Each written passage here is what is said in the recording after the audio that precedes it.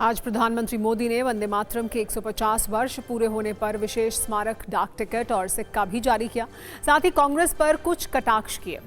उन्होंने बताया कि कैसे वंदे मातरम गीत के टुकड़े टुकड़े किए गए, इसीलिए आज उन तथ्यों पर भी एक कुंजी जरूरी है। वंदे मातरम गीत बंकिम चंद्र चटर्जी ने लिखा और 1875 में इसे पत्रिका बंग दर्शन में प्रकाशित किया गया। 1905 में बंगाल विभाजन के दौरान वंदे मातरम का गीत लोगों की जुबान पर चढ़ गया, जो अंग्रेजों के दिल में डर पैदा कर रहा था। और तभी कुछ मुस्लिम नेताओं ने वंदे मातरम के विरोध में अपने सुर छेड़े। वर्ष 1937 में वंदे मातरम पर हिंदू मुस्लिम टकराव रोकने के लिए पंडित नेहरू की अगुवाई में एक समिति बनाई गई, जिसमें मौलाना अबुल कलाम आजाद भी थे। तब अबुल कलाम आजाद ने इस गीत को पढ़ा और बताया कि इसके शुरुआती 2 पद इस्लाम विरोधी नहीं हैं, क्योंकि उनमें मातृभूमि की बात है, लेकिन 2 पदों के बाद हिंदू देवी देवताओं का जिक्र है। 1937 में भारतीय राष्ट्रीय कांग्रेस के फैजपुर अधिवेशन में यह तय किया गया कि केवल गीत के पहले 2 छंद ही गाए जाएंगे, जिससे मुसलमानों की धार्मिक भावनाएं आहत ना हो। आज इन्हीं ऐतिहासिक तथ्यों का जिक्र पीएम ने किया और कहा, 1937 में राष्ट्रीय गीत की आत्मा के एक हिस्से को अलग कर दिया गया और इसी विभाजन से देश के विभाजन के बीज बोए गए।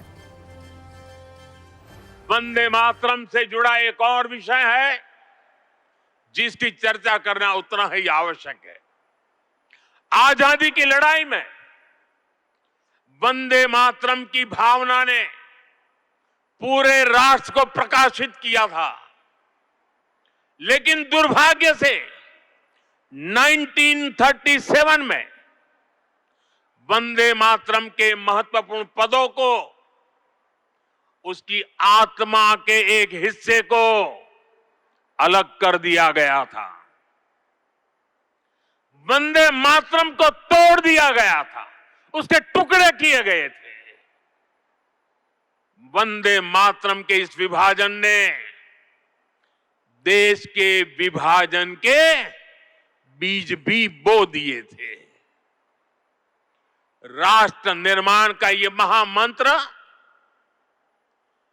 इसके साथ ये अन्याय क्यों हुआ, ये आज की पीढ़ी को भी जानना जरूरी है।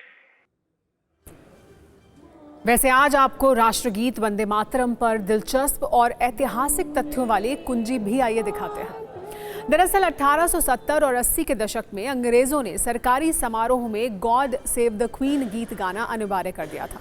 तब अंग्रेजों के इस आदेश से बंकिम चंद्र चटर्जी को बहुत ठेस पहुंची और इसी के विरोध में उन्होंने 1875 में गॉड सेव द क्वीन के विकल्प के तौर पर वंदे मातरम गीत लिखा, जो संस्कृत और बांग्ला में था। इसके बाद 1882 में उनका उपन्यास आनंद मठ प्रकाशित हुआ, उसमें इस गीत को उन्होंने रखा। 1896 में भारतीय राष्ट्रीय कांग्रेस के कोलकाता अधिवेशन में रविंद्रनाथ टैगोर ने पहली बार ये गीत गाया। आजादी के बाद संविधान सभा में 24 जनवरी 1950 में वंदे मातरम को राष्ट्रगीत के रूप में अपनाने संबंधी वक्तव्य पढ़ा गया, जो स्वीकार हो गया। बड़ी बात यह है कि बंगाल में चले स्वाधीनता आंदोलन के दौरान रैलियों में भी जोश भरने के लिए यह गीत गाया जाता था और एक समय में ब्रिटिश सरकार इससे इतना डर गई थी कि इस पर प्रतिबंध लगाने पर विचार करने लगी थी। अब इसी राष्ट्रगीत को लेकर देश में हिंदू मुस्लिम कलेश हो रहा है।